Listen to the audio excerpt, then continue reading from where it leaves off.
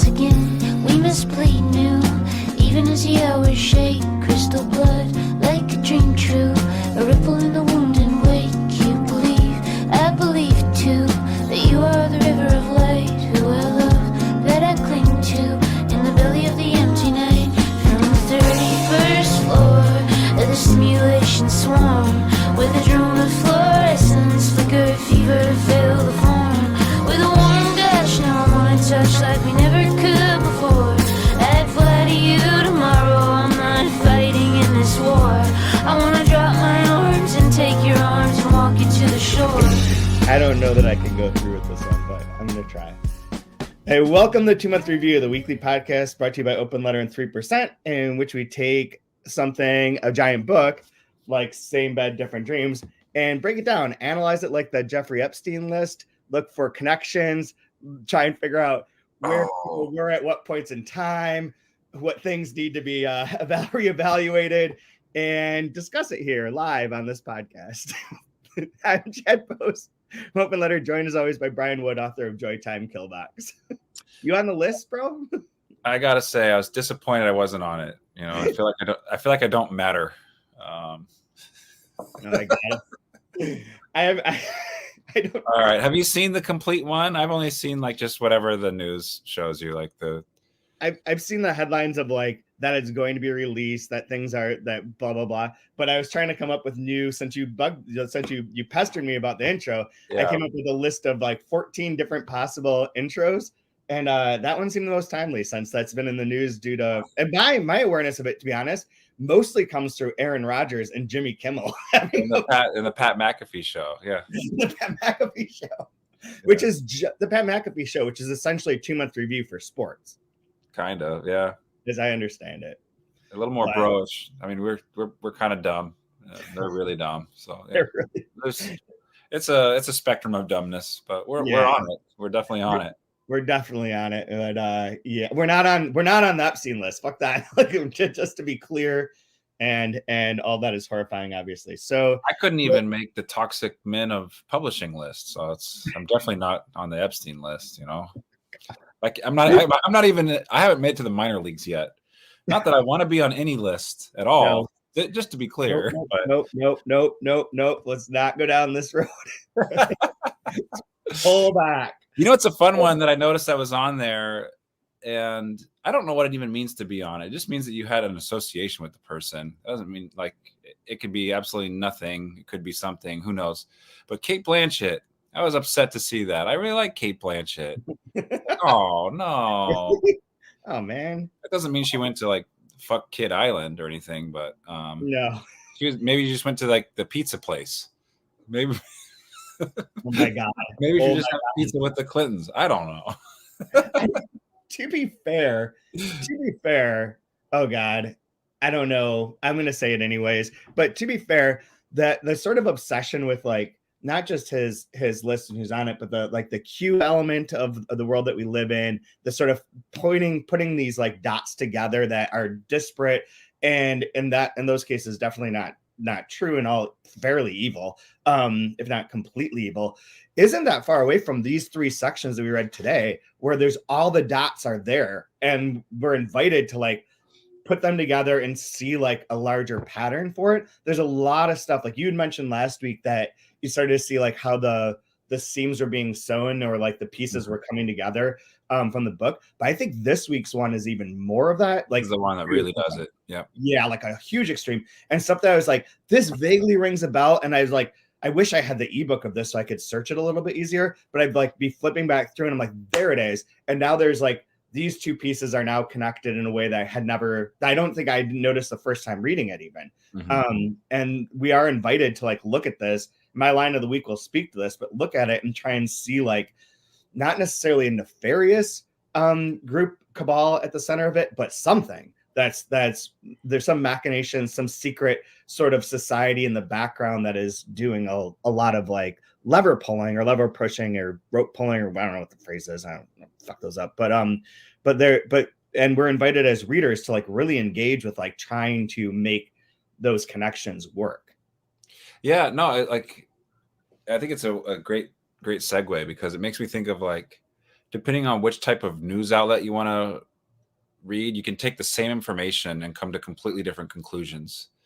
Like a more left-leaning publication is talking about Trump being mentioned on this report, and then a right-wing or all they're talking about is Clinton. Like it's like you take Trump, you take like both of them are on there.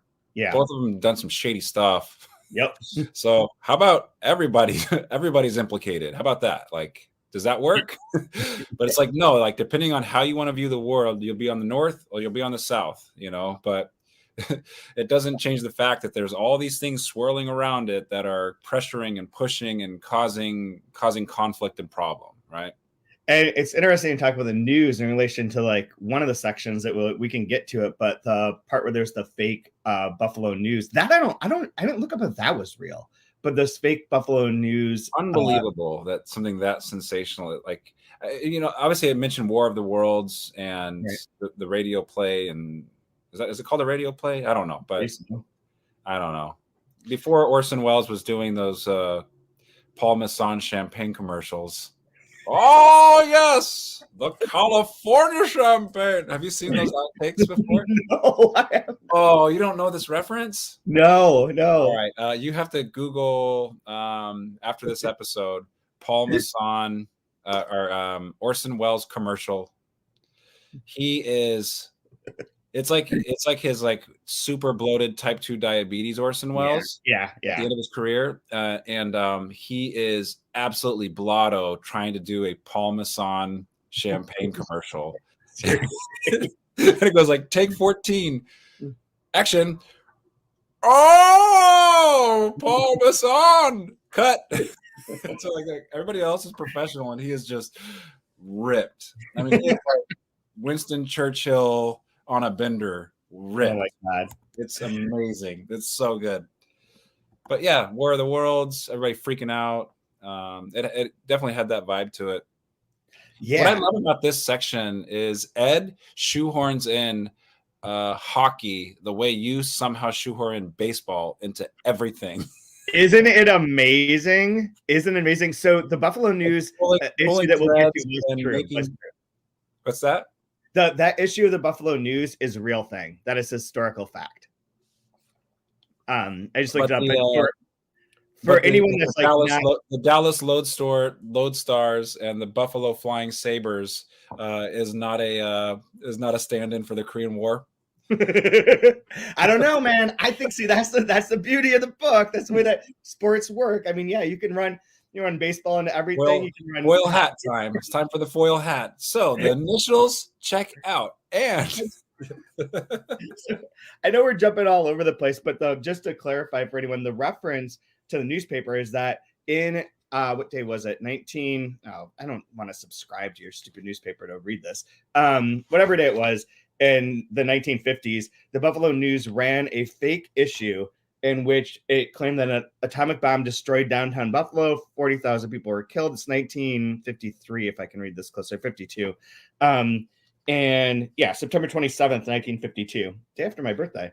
And has all this, it's all based on like this concept of giving people an example of what would happen if an atomic bomb dropped on Buffalo, and like where the newspaper, there's even an editorial of where it was be printed. There's information about like all the destruction that happened. The concept, I believe, was that the government wanted people to take this shit seriously and to believe that like if this were possible, this is possible, and if it were to happen, this is what it would look like. It's like, do you remember that movie what was it called, The End of the World, The Day After the End of the World? There's one of those atomic bomb TV movies back when I was a kid that is kind of famous. It's like The Day After, something like that. That's basically a similar premise of like, here's what the world would look like, and it's just like chaos and everything. So loose lips sink ships and duck and run and fuck the Russians and communism is bad and all that kind of stuff. I've got to tell you, I think all of those things, like obviously for this generation, it's everything's zombie apocalypse, right? Mm-hmm. The world, or mycelia. we moved on. We're past zombies. We're on to mycelia. But God. those things get it completely wrong. Yeah. Because if the pandemic taught me one thing is the world will collapse faster than you think. Yeah. Because we were low on toilet paper and hand sanitizer, and it was chaos. It was Within like 48 hours. I remember it was just like out here. It was absolutely like, yeah, it was like the day after tomorrow, whatever, end of the world. And that was because of toilet paper. Yep. Like, so yeah, imagine if like things We really were bleaching our food. Yeah. It's faster than you think. It's going to happen faster than you think. Absolutely. So should we get into this? So we went through 3 sections for today. The first one is one of the 2333 sections, the Parker Jotter sections, and is the exposition, and 1993 is the year. And you mentioned this as we're getting on. It's based around, it's told from the perspective of Tina Jotter, Parker's daughter, and then her daughter, who we'll get to in a second. But this is in the second person, which is interesting as a shift. So it begins with like the Swiss man isn't real, and you're not even sure he's a man, which I want to pause right there. So have you noticed how many people in this book people presume are men and then are women? I have not noticed that yet. No. There at least there well, I say, have you noticed how many? And the number is 2 for me, but there are 2, Yeah, and they both are 2 related to this section.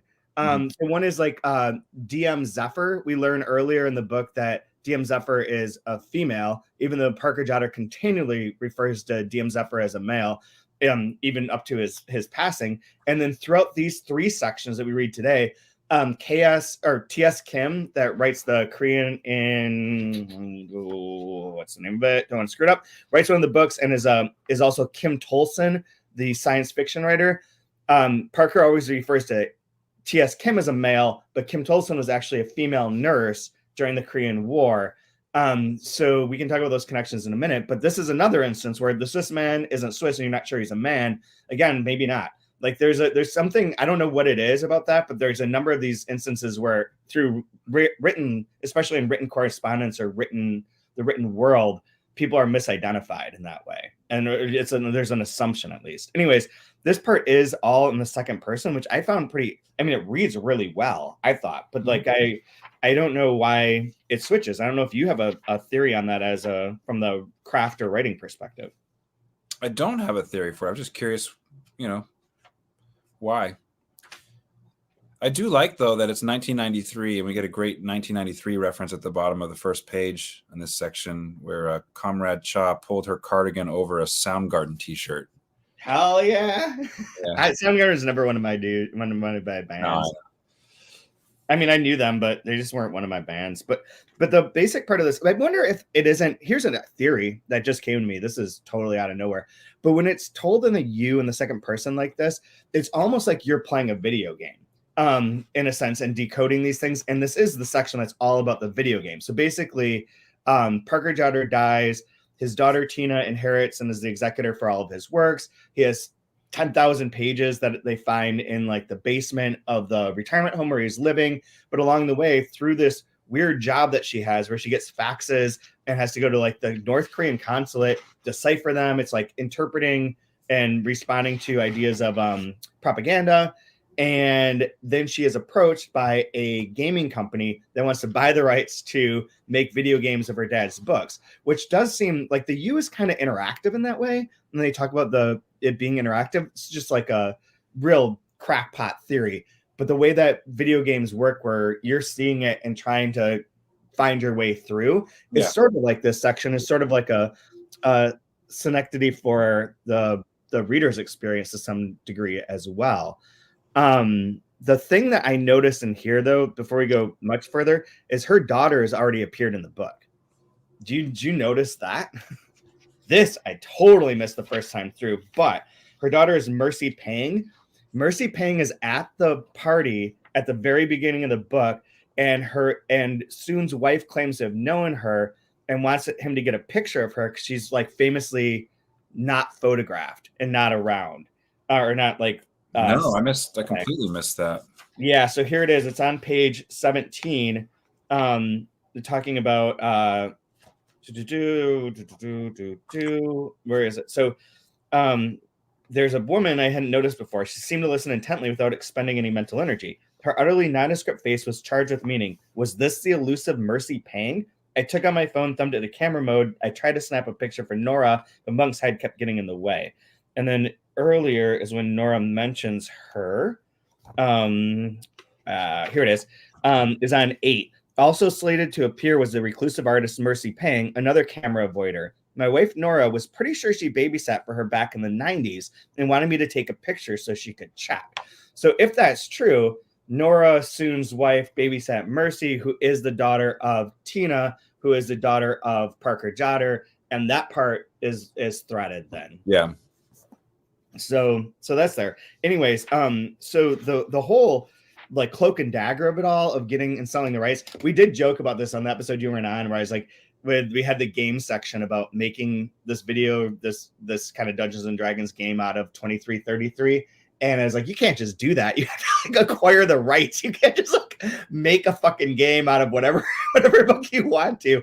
And here, finally, the rights holders get their day, and they come and offer her some incredible amount of money to buy the rights to it. What's fun about this is that she and Mercy essentially lie and claim that they have the 6th book, the book that everyone's kind of looking for and hoping for, which comes up again in the dream section, but is looking for, and that it's wonderful and amazing. But they don't know that. All they know is that he was working on something called Wild Wording, which is a collection of advice from the great writers of the world, of world history, and thus is like never ending, and it's him constantly writing this stuff, which was another thing I wanted to ask you about, like in terms of like advice and writer prompts and like things like that. Like wild wording, like how do you take that, and what do you think that would be? Because that shows up too, in the sense that when there's the class, there is the university that they ask, that Monk Zingapan asks Soon to teach at, is the Rue University Extension Campus's Wild Word program.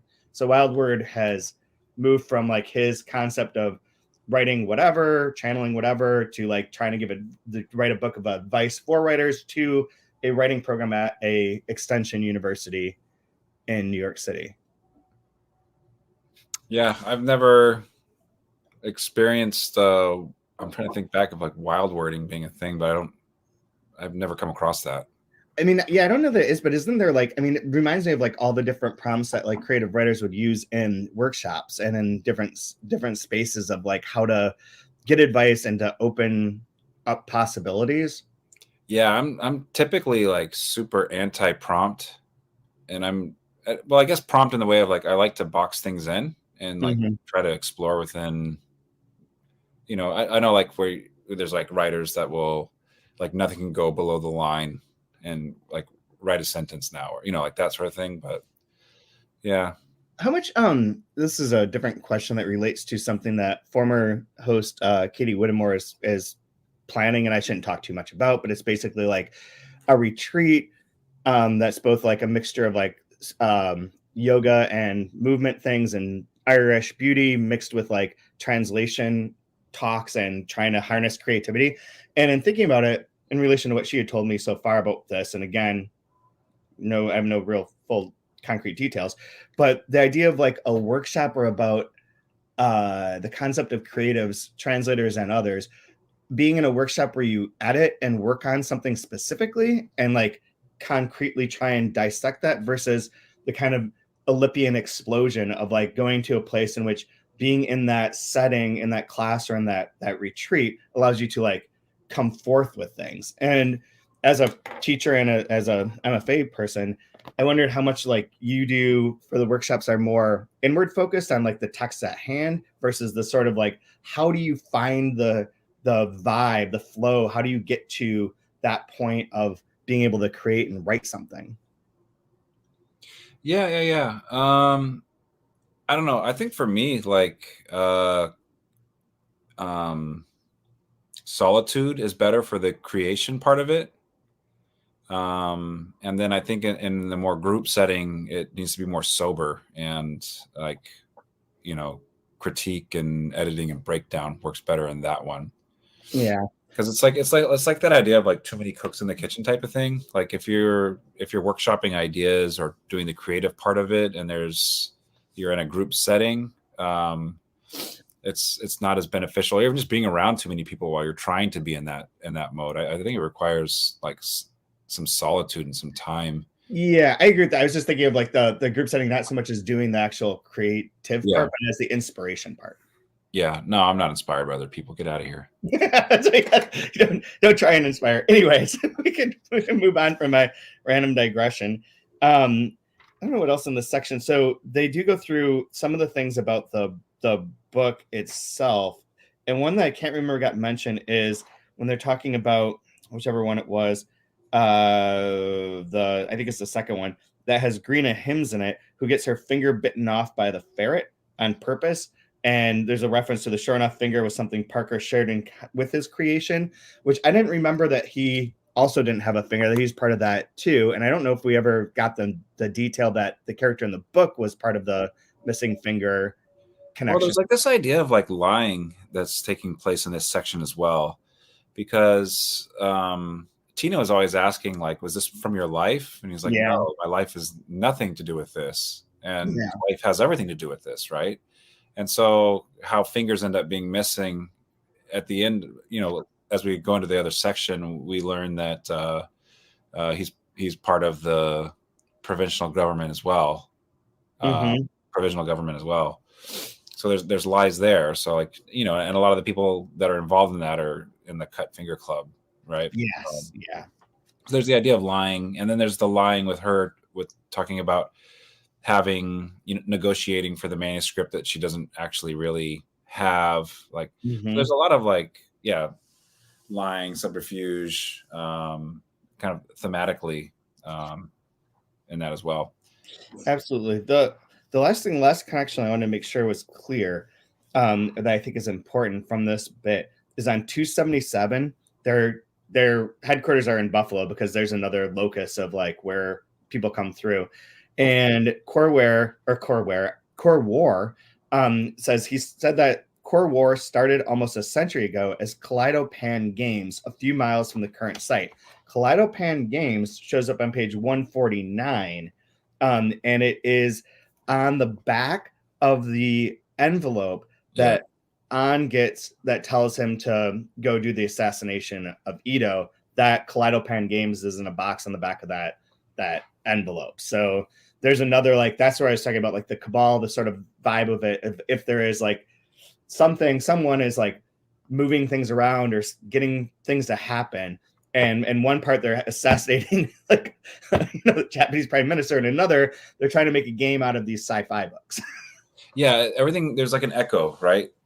Everything has an echo and a double and a. He shows up in a minute too. Yeah, like even like with the names, like the names all have their names that have like specific meaning. It's like naming a character Grace, or naming, like you can't help but think about the echo of what the name means to the person versus just naming it Charlotte or something. Right. Yeah. Very true. Because like Mercy Pang, like that's a very like a double meaning kind of. It's true. It's like, I don't want to read into it, but you're kind of asking me to read into it here. Yeah. It's like a name that would show up in a crossword puzzle. Yeah. Is there anything else from that section that you thought you wanted to bring up? No, I do like your idea of like kind of like RPG, using the second person and talking about games. Because like for me, when I teach second person, it's always like it's better for shorter form. Yeah. With the experimentation of it. It always feels experimental every time you have a U. It very rarely just feels like this feels very natural and easygoing, but it still pops up every now and there where it's like, you do this, you do that. And it's like, do I really? Like, I don't know. I'm always like that shithead that can't wrap my head around the second person very well. But there's a great second person book by Michelle Butora called A Change of Heart that I think worked. I haven't read it in 20 years, but it worked really well. The shift in this kind of reminded me of like when I was reading like Visit from the Goon Squad by Egan, where it's like it just felt like it was experimental and just kind of like having like there's like a sense of having fun, right?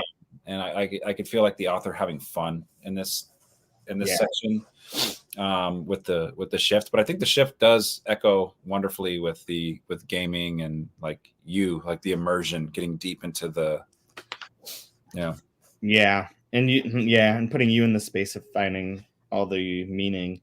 So the next section, the Sins October Pretenders, is pretty short.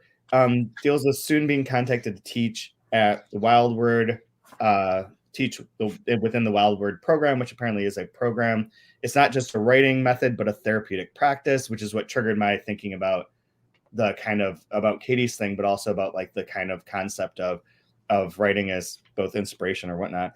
And then he references earlier story. So back in that first game section, where he explained that he once got fired from his job at a game company on the Upper West Side for knocking up the boss's daughter. It was so long ago that the kid might be close to my age now. A kid he'd never met. I don't know. That's one of those that could be like a red herring or a connection. Yeah. Either way, but it does then tie one more thread back to the game. It feels like a pretty big ass breadcrumb. Or it's just nothing. That's the Pynchon thing. Yeah, like could just be him just being like, yeah, whatever, man. And that also kind of goes with like the unphotographed artist, right? There's a lot of unphotographed people. Yeah. Maybe that's where like this like male female switching happens, is that these people are not seen. There's a lot of people who are not seen within this book, both especially in the Korean War and the KPG sections. There's a lot of people who are like working behind the scenes, or not as prominent as like MacArthur, which like when we get to that section, there is like that the KPG trying to like orchestrate something for Korea, and then MacArthur is big fucking American, historical figure trying to solve this war too. Those are very different sides of like the historical coin. Which is also like this is an important thing I think to bring up in this section is in 282 when he goes, one problem is that I never totally understood wild wording. I don't think I'm qualified. Wild word, he corrected. In any case, I'll teach you the basics. The beauty part is it's not just a writing method, but a therapeutic practice. So even if the students can't write worth a damn, they get something out of it. Therapeutic how? In a nutshell, it's like yin and yang, darkness and light, good and evil, water and fire, A true wild worder uses the opposite of his or her strength to produce weakness. Yep.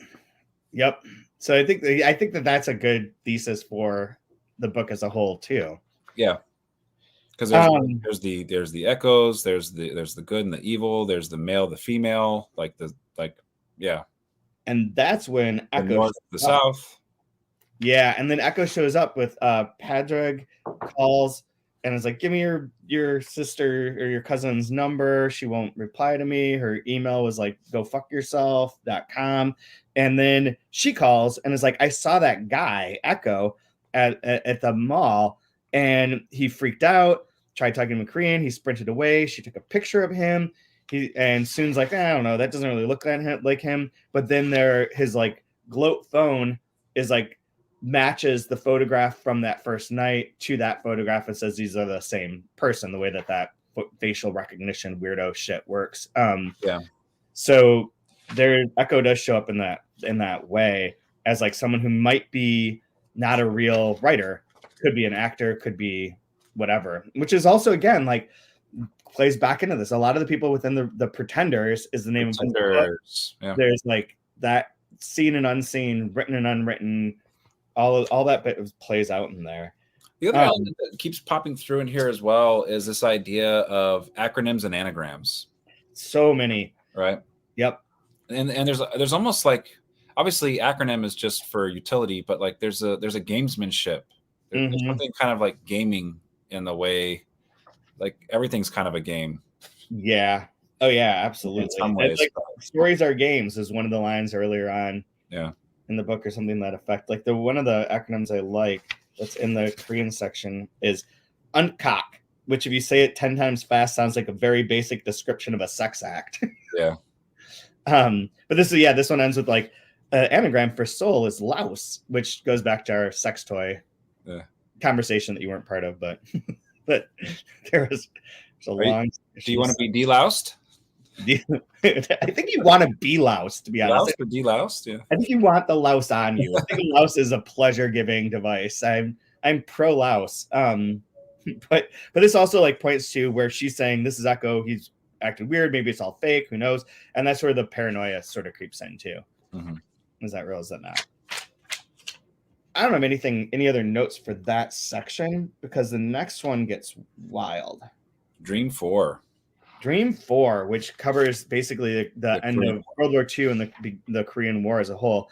And I love the beginning of this section. Part 1 endings. We believe that the Korean War in 1950 through question mark never ended, just as we maintain that the National Hockey League's 1998-99 season continues to this day, absent a legitimate victor.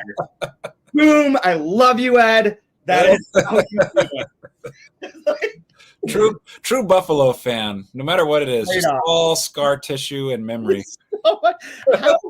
I make fun of the Bills a lot, obviously, and like the Rochester fandom because Rochester is such a like janky place in so many ways, and the like adherence to the Bills, you know, coming close but never making it is rather endearing the way that like Cubs fans are.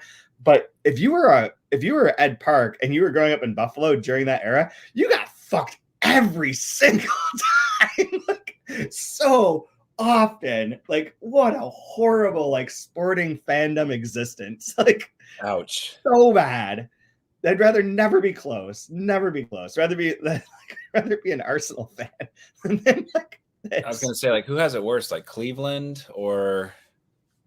Well, I mean, they had like the little LeBron era, Yeah. which you know They got kind some of gave them champions some there. kind of hope or whatever. But That comes. scar tissue. But yeah, so for anyone who doesn't know, Just real quick though, I do have a theory since we're coming up on Super Bowl season here. The way that we can finally break, like, you know, the pandemic feels like it's wrapping up or whatever, even though it's not.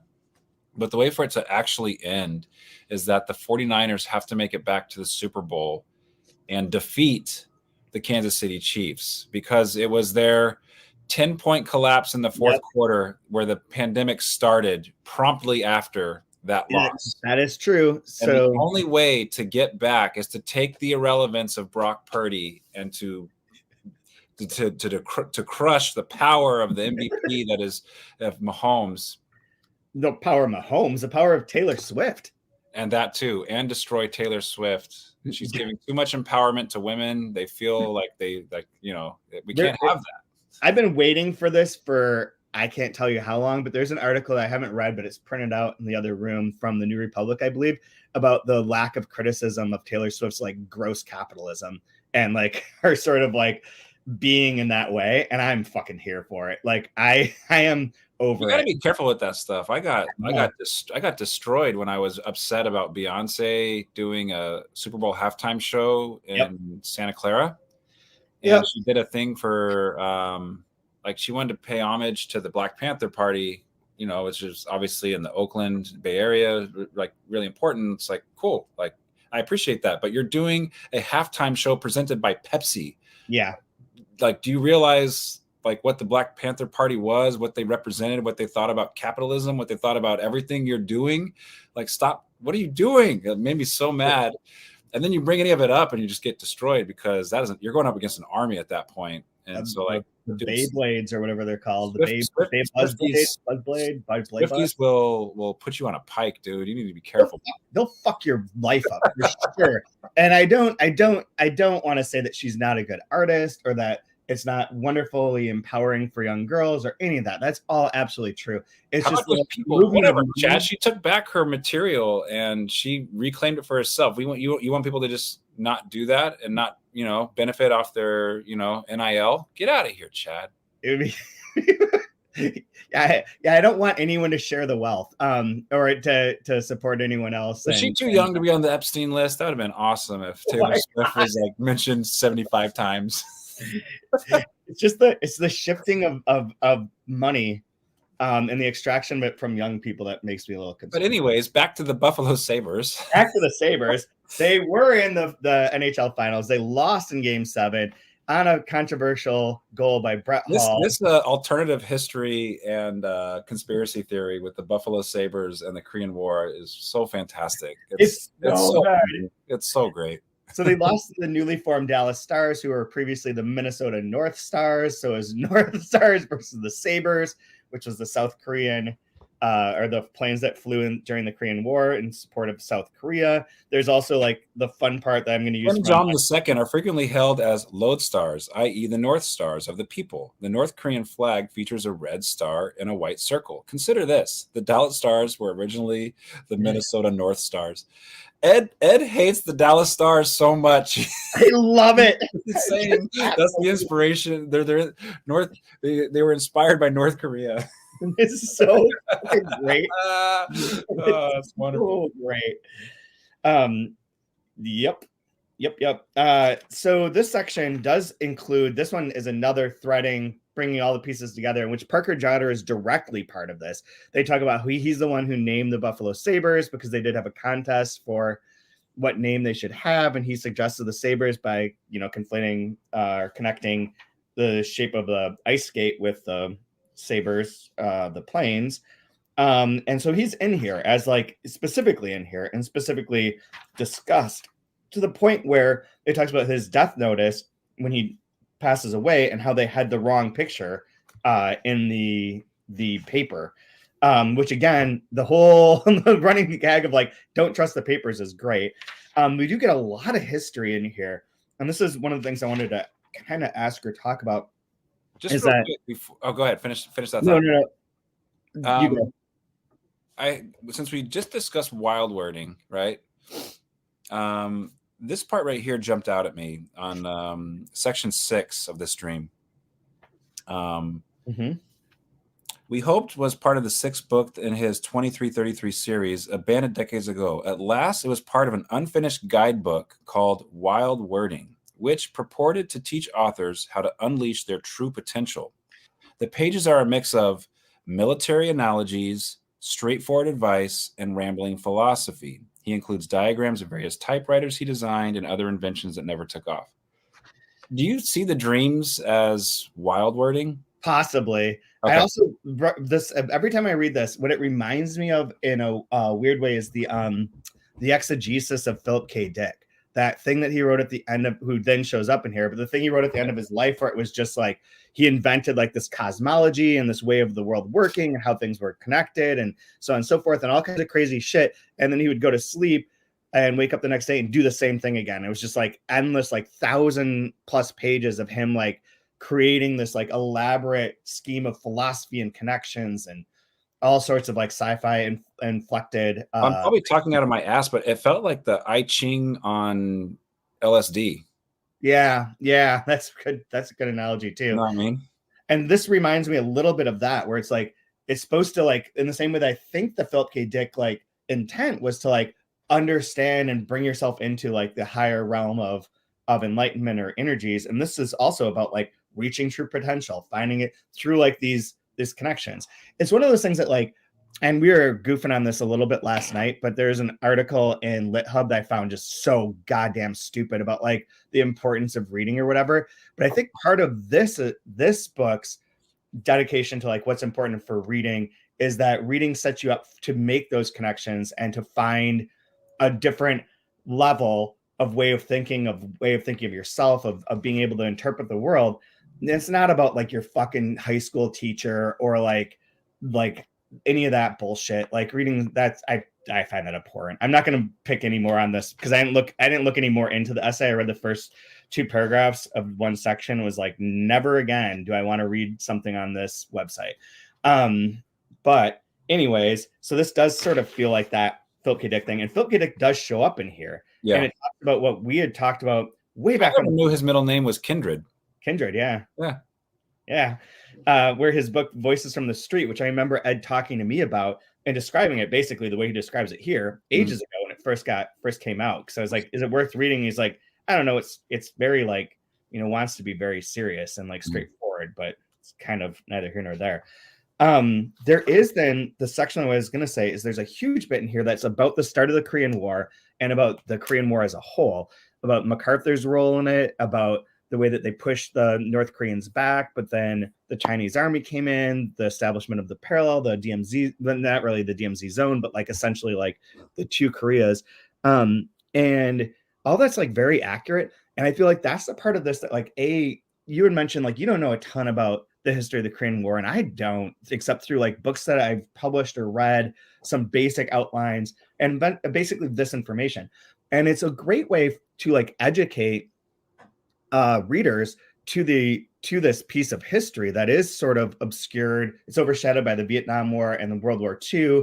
The American educational system doesn't focus on it a ton, but it's incredibly important. And he's really foregrounding that Korea is very important, has all these threads throughout the world, and puts this in here. And it does then ask questions about like, what is historical fiction? Like, is this a work of historical fiction? It is.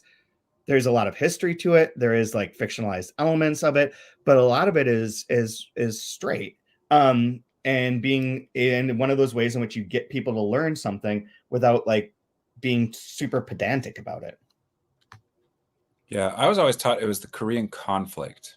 Because unless we outright win without any question, it's not a war. Fair enough. Yeah. Fair enough. Let's be very clear. That's true. I didn't realize I had a great uncle that fought in the Korean War. I had no clue. And he was I always just knew him as Uncle Gerald. He died when I was really young. But every story I hear about him is everybody making fun of like how ridiculously drunk he was. Oh, really? Yeah, you know, like everybody has that family member. Mine was Uncle Gerald. And like he was like notoriously just sloshed all the time, like amazingly drunk, like Orson Welles doing a Paul Masson California champagne commercial. Like one story I heard was when my older sister was first born, my mom was flying with Uncle Gerald so they could like show the baby off to somebody. And they get on the airplane. This is in like the late 70s. And he hits the call bell to get a drink, and she's like, we can't give you any drinks yet. We have to wait till the airplane is in the air to serve drinks. He was like, all right. And he was already drunk. And so the plane starts to take off, and as soon as like it tilts, his hand, boom, he's like hitting it, like we're in the air now. I just found out recently, like a week ago, this is new news to me, I never knew about this, that he was in the Korean War and North Korea had overtaken their position. And his whole unit got slaughtered. And he lived for 3 days under a pile of dead bodies. And the only reason he survived or wasn't taken prisoner was because they thought he was dead because he was sleeping under a pile of human carnage. Jesus. And so he came back from Korea and he was all fucked up. I mean, that is in this. That is happening in here too. Yeah, so like, it's like literally the story. But he never like told anybody or anything like that. And so like, one of my other uncles is like, you know, Uncle Gerald will like, yeah, he saw a bunch of stuff in Korea like you wouldn't believe. And he told me one time, and he only said it one time ever. Like he unlocked the vault and shared this story, and I was like, oh my god, that's crazy. But it's like this history that we don't learn about, that we don't talk about, that doesn't get discussed. I don't know why, but yeah, it's wild stuff, man. Very wild. And there is, I'm gonna just plug this one more time. The Lazarus Heist is a podcast that does deal a lot with like contemporary Korean history, but also gets into the origins of the war and various things with it. If you like this book and want to know more about Korea as a whole, that podcast is amazing. It's probably the best podcast I've ever heard in my life. But that same story happens to which character is it? That's what I'm trying to find. Is it Hank Woods? No, it's not. Who was it? I forget who it was, but one of the characters in here, it has that where they're captured and everyone gets shot, but he gets just lightly 327. Gets grazed and like ends up underneath a bunch of bodies, and they think he's dead, so he lies there, falls asleep, wakes up, and then is okay and goes on. This part, one of the things I think is interesting right here as I'm looking at this again, which I had not put in my notes, was the idea that there is this village of Hwarjiri, if I'm saying that, Hwarjiri, in which this Hank Woods sees like this weird lightning. There's like some kind of ball, like UFO, and that kind of idea. And this story that he tells, and no one really believes him except for this one nurse who is Kim Tolson, who then becomes T.S. Kim, who is connected in that regard. But it's like this idea of like, was this true or was this not? That's immediately followed by the Buffalo Evening News, in which it's like, here, the atomic bomb was dropped on Buffalo. Is this real or is this not? And we get that Buffalo Evening News story through the lens of Flora Jotter, who believes in crazy ass shit, is what we know from the beginning with her DP people that are going to, you know, witness the end of the world in 1967, blah, blah, blah, blah. But she's like, presumably in Buffalo, and is like, it looks okay outside, but, you know, I don't know, like this might have happened. And then she like loses her grip on reality by believing that story, in the sense that she starts watching, her next part is she's watching this TV show about a guy in a room full of paper and how they kill him. And it's a TV show called Danger, which I was like, did Ed just make this up, or is this like a real thing? And it is totally a real thing. It ran for like 280 episodes. Let me find it. I have a picture of it from Internet Movie Database. Yeah, it ran from 1950 through 1955. There are hundreds of episodes, and every one of them, the description reads like a mix between like Alfred Hitchcock Presents and The Twilight Zone. But it's that sort of weird, creepy, psychological thriller sort of thing that is being tapped into here, and that I think Ed sort of has like an affinity for. But she watches the show and then sees another show in which one of the same actors, or two of the same actors and actress, are in it. And she's like, maybe all of these people are connected. And she's like lost her sense of reality. And part of it, I think, is from that fake news paper edition day. Yeah, I could see that breaking you a little bit. Yeah, if you believe that, like you'd be fucked. But it's great that like the historical thing too, I think, is so interesting in the sense that there's a history of the war, but then there's all these bits about books. So you get the Philip K. Dick bit about Voices from the Street. There's a reference to Vonnegut. There's then Young Hell Kong, who really wrote The Grass Roof and then wrote the book East Goes West, which Ed really loves and has talked about several times. Like all that's real too. So there's real information. And then you get like Parker Jotter is the first Black member of the Korean Provisional Government, and he named the Buffalo Sabres. And here is this connection to this game. And like that part is all wild wording in a sense, based around real true facts, and then invites you to like lean into making those connections and finding like meaning in that. And that's where my line of the week is that paragraph on 342, where it's talking about Hank Woods.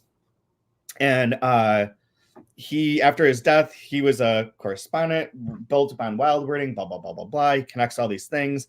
Hank believes that he has uncovered important connections between events across decades, but he has difficulty persuading others to see it that way, or to see it at all. He prepares a videotape showing the faithful goal from overhead, the same 30 seconds loop. This is a reference to the Sabres losing. He copies out relevant passages from wild wording, sends them to the media. He poses a question. Can it truly be a coincidence that the brothers who started the Buffalo Sabres hockey franchise, Seymour and Northrop Cox, had the initials SK and NK, as in South and North Korea? Hank Woods dies in 2001, convinced until the end that the whole story has not been told. And it has a picture of Brett Hall's skate clearly in the crease, illegal goal, should not have counted. Sabres should have won, would have won, could have won. The game never ended, season never ended, Korean War never ended, and there we are. I don't know what skate in the crease means. I assume it's not allowed, but I deduced that, and then he has a leg in the crease. It's not a skate. Wow. I think this sort of like the crease thing is sort of like if you go report that you're eligible to a referee and they seemingly don't hear you. This episode is all about conspiracies, right? This is a tinfoil episode. Right. I think that those refs they're part of something. Yeah. Well, then I'll go. I'll stay on brand, and I'll go with page 268 to wrap us up today. At the bottom of 268. So this is when Tina is having the meeting with the folks that want to buy the rights to the book for the game.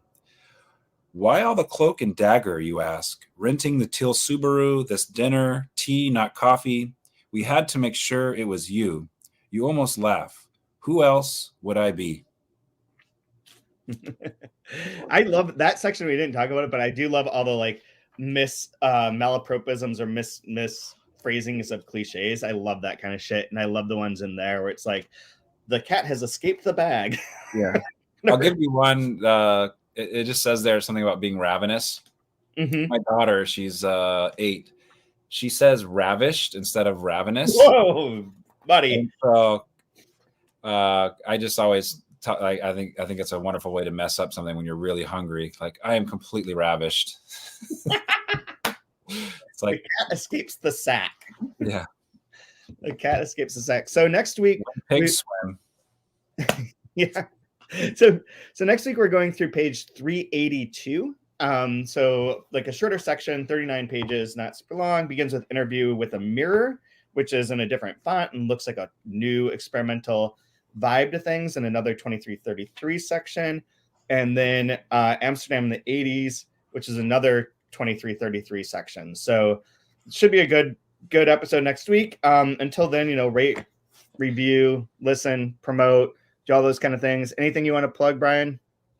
Nothing. Just I'm gonna swear Kate Blanchett is innocent until proven guilty. Okay. So. Little Andy, soft in your newborn skin, only one. Little Andy,